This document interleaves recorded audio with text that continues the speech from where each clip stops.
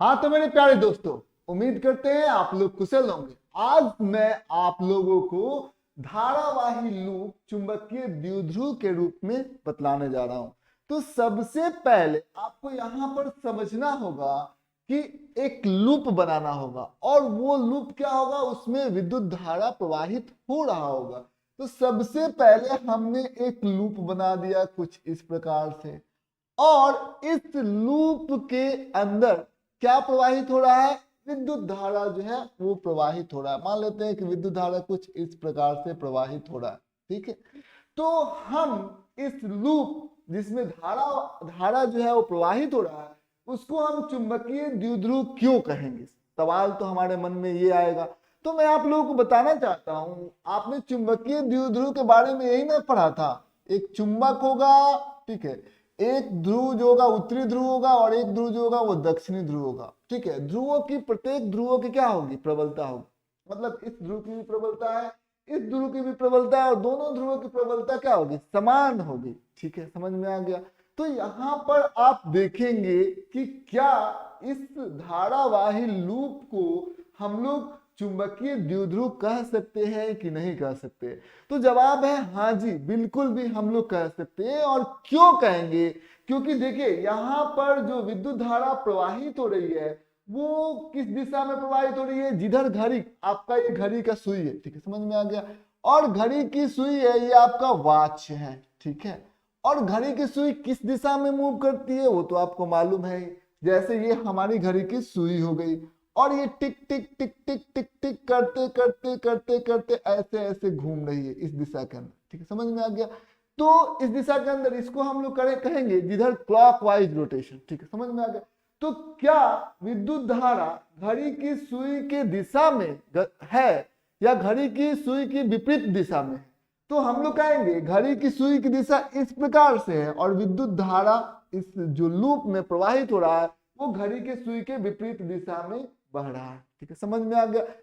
तो इसको हम लोग बोलेंगे कि ये क्या है, ये हमारा है उत्तरी ध्रुव। इसको हम लोग क्या बोलेंगे, उत्तरी ध्रुव, ठीक है, समझ में आ गया। इसको हम लोग बोलेंगे उत्तरी ध्रुव। अच्छा, एक बात आपको ध्यान से समझना होगा। मान लेते हैं कि ये लूप जो है वो बिल्कुल सामने है, ठीक है, हमारे सामने ये लूप है। तो यदि मान लेते हैं सामने से यदि आप देखेंगे, यदि हम लोग इसको यहां से देख रहे हैं तो इसमें विद्युत धारा प्रवाहित हो रही है कुछ इस दिशा की ओर, ठीक है। यानी कि आप देख सकते हैं ये घड़ी की सुई की विपरीत दिशा की ओर। आज ये एक्सपेरिमेंट आप अपने घर पर करेंगे। तो आप ऐसे अपने पेन को घुमाएंगे, ठीक है, और अपने भाई को या किसी और को पीछे खड़ा कर देंगे। उससे पूछेंगे कि बताओ यहाँ पर विद्युत धारा किस दिशा में प्रवाहित हो रही है। तो आपके लिए घड़ी की विपरीत दिशा में होगी ना, ठीक है, ये विद्युत धारा प्रवाहित हो रही है। लेकिन जो पीछे खड़ा हुआ व्यक्ति होगा वो कहेगा कि नहीं जी, घड़ी की, वो कहेगा कि घड़ी की दिशा में आप घुमा रहे हैं। सामने से जो देखिएगा, जो गति आपको घड़ी की सुई की विपरीत दिशा में है, पीछे से देखिएगा तो वही गति आपको लगेगा कि घड़ी की सुई की मतलब दिशा की ओर जो है वो विद्युत धारा प्रवाहित हो रहा है। तो सामने कुछ होता है और पीछे कुछ होता है। आज ये एक्सपेरिमेंट आप अपने घर पर कर सकते हैं, देख सकते हैं, ठीक है। आप ऐसे ही अपने पेन को घुमाइएगा और कहिएगा देखिए पेन को घुमा रहे हैं हम लोग, तो किस दिशा में है, घड़ी की सुई की विपरीत दिशा में है। और पीछे कोई खड़ा होगा, उससे आप पूछिएगा कि किस दिशा में गति हो रहा है, ठीक है, तो कहेगा कि घड़ी की सुई की दिशा में। तो इसको हम लोग बोलेंगे उत्तरी ध्रुव। और यहां पर ध्यान दीजिएगा, ये हमारा धारावाही लूप है।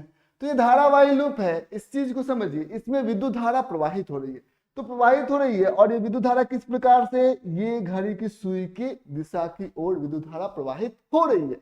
तो इसको हम लोग जानते हैं कौन सा ध्रुव बोलेंगे, इसको हम लोग बोलेंगे कि ये है हमारी दक्षिणी ध्रुव। क्या कहेंगे इसको हम लोग, दक्षिणी ध्रुव, ठीक है। इस चीज को आपको ध्यान से समझना होगा, ठीक है। तो ये हो गया हमारा नॉर्थ पोल और ये होगा हमारा साउथ पोल, और ये हमारा हो गया साउथ पोल, ठीक है, और ये हो गया हमारा नॉर्थ पोल। समझ में आ गया, ये चीजें आपको ध्यान से समझनी थी। अब इस चीज को समझिए, ये धारावाही लूप है, ठीक है, ये धारावाही लूप है।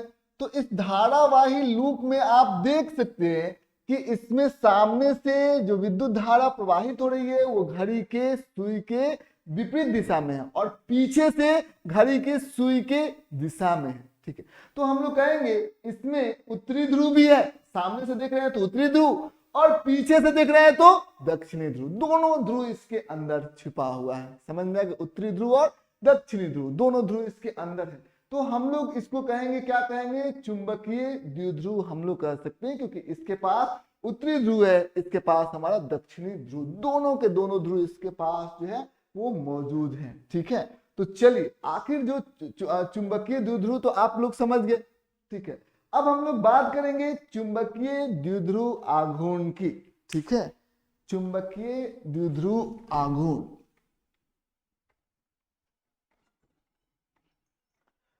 तो ये क्या होता है? तो सबसे पहले हम लोग यहां पर लिखते हैं, क्या लिखेंगे?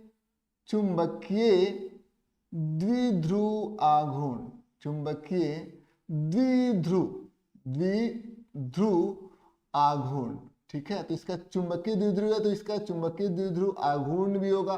चलिए बात करते हैं ये कितना होगा। तो सबसे पहले आप यहां पर देख सकते हैं, उसको हम लोग m से इसको लिखेंगे।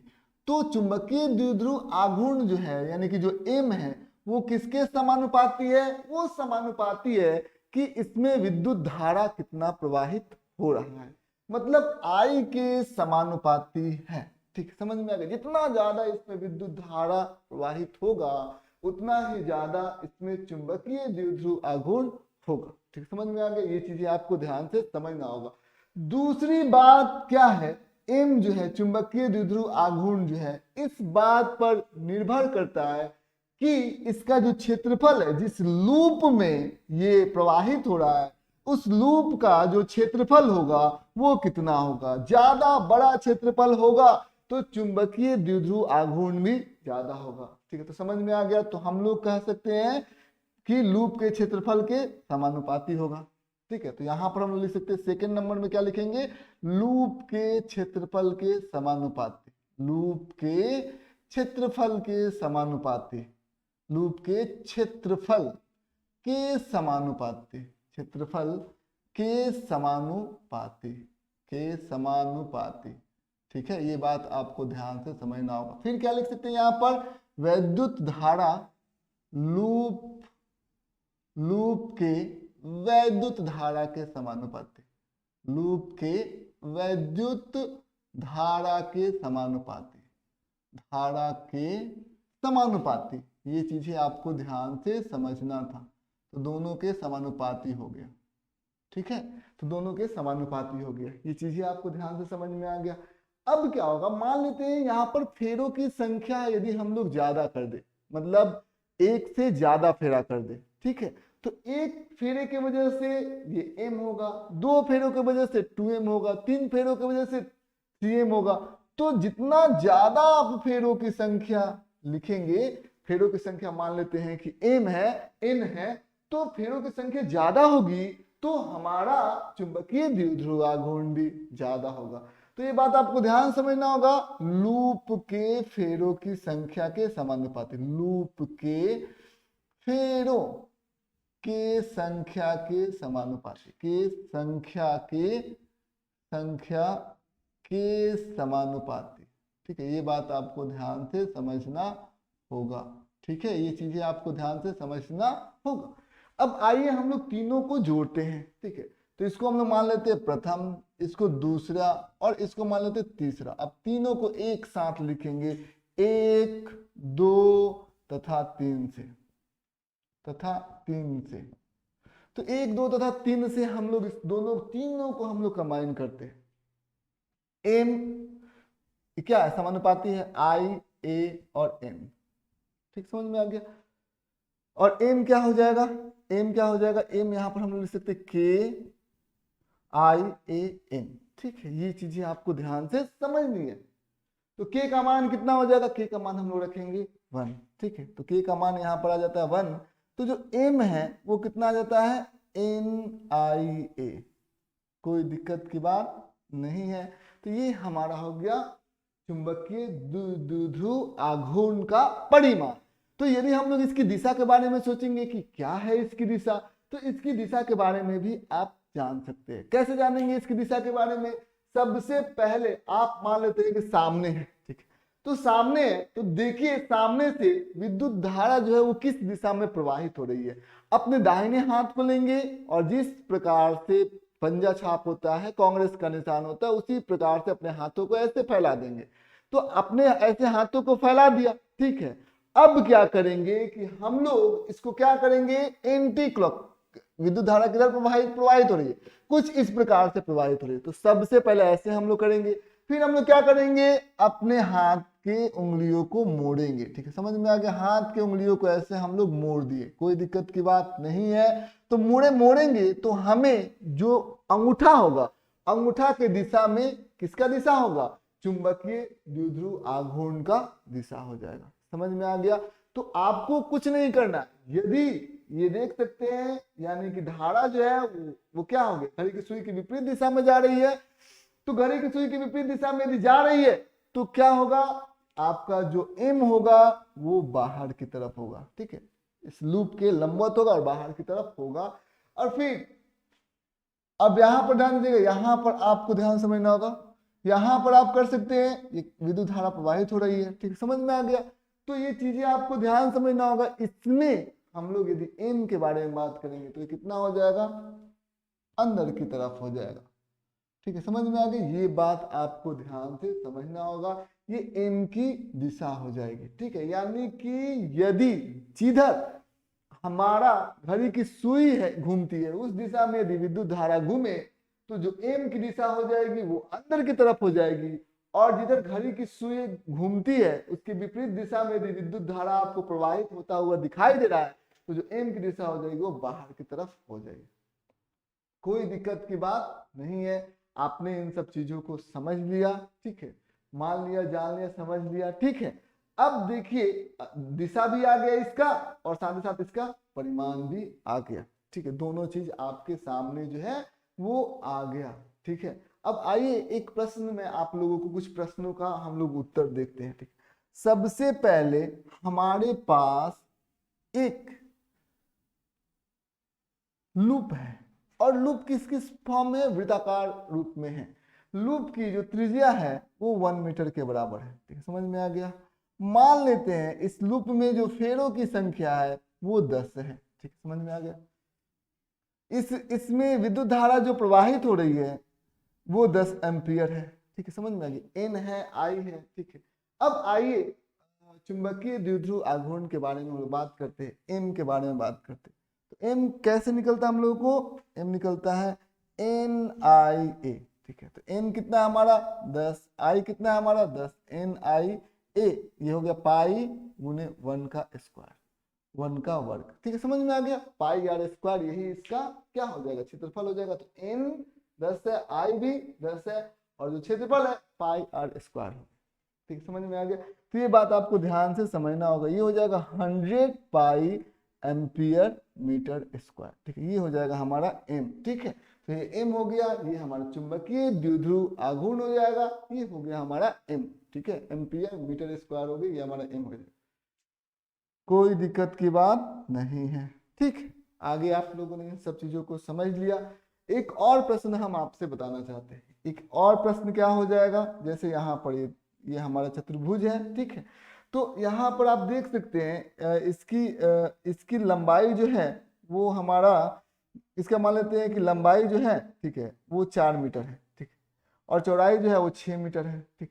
इसमें n बराबर 15 लूप है, ठीक, समझ में आ गया। इसमें विद्युत धारा जो प्रवाहित हो रही है वो 2 एम्पियर हो रही है, ठीक, समझ में आ गया। अब आपसे पूछा जाएगा, ठीक है, कि इसमें आप एक काम करिए, चुंबकीय द्विध्रुव आघूर्ण निकालिए। तो चुंबकीय द्विध्रुव आघूर्ण जो है वो कितना होगा, सबसे पहले हम लोग क्या करेंगे, इसका परिमाण कितना होता है एन आई ए, ठीक है, समझ में आ गया। तो एन आई ए करेंगे तो हम लोग यहाँ पर देख सकते हैं फेरों की संख्या कितनी है 15, तो यहाँ पर रख देंगे हम लोग 15। आई देखेंगे, आई कितना है हमारा 2 एम्पियर, तो 2 एम्पियर रख देंगे। एरिया कितना है, एरिया क्या करेंगे, इन दोनों को गुना करेंगे, लंबाई गुना चौड़ाई यानी कि 24, तो कितना हो जाएगा 24 एम्पियर मीटर स्क्वायर। कोई दिक्कत की बात नहीं है। तो ये चीजें आपको ध्यान से, ये तीनों को जब हम लोग मल्टीप्लाई करेंगे 720 एम्पियर मीटर स्क्वायर के बराबर आ जाएगा, ठीक है। ये चीजें आपको ध्यान समझना होगा। दूसरा प्रश्न पूछ सकता है एम का दिशा, एम किस दिशा में है, ठीक है। तो आप देखिए इसमें घड़ी की सुई की दिशा में, यदि इसमें विद्युत धारा प्रवाहित हो रहा है कि घड़ी की सुई की विपरीत दिशा में, तो आप देखेंगे कि घड़ी की सुई की दिशा में ही इसमें विद्युत धारा प्रवाहित हो रहा है। तो जो m का दिशा होगा वो इस लूप के लंबवत होगा और अंदर की तरफ होगा। ठीक है, ये बात आपको ध्यान से समझना होगा। ये बात आपको समझ में आ गया। यदि इसमें इस प्रश्न में आई देख रहे हैं इसका दिशा किस दिशा में है, यदि पूछा जाए कि m का दिशा बताइए, तो m का दिशा बताइए यानी कि चुंबकीय द्विध्रुव आघूर्ण का आपको दिशा बताना है। तो आप कैसे बताएंगे? देखिए यहाँ पर ये किस दिशा में ये घूम रहा है, जिधर घड़ी की सुई घूमती है उसके विपरीत दिशा में घूम रहा है। तो आप विपरीत दिशा में घूम रहा है, आप इस चीज को आपको ध्यान से समझना होगा। तो हम लोग कहेंगे कि इसमें क्या हो जाएगा, ये हो जाएगा हमारा बाहर की तरफ। ठीक, समझ में आ गया? बस आज इतना ही, आज के लिए इतना है।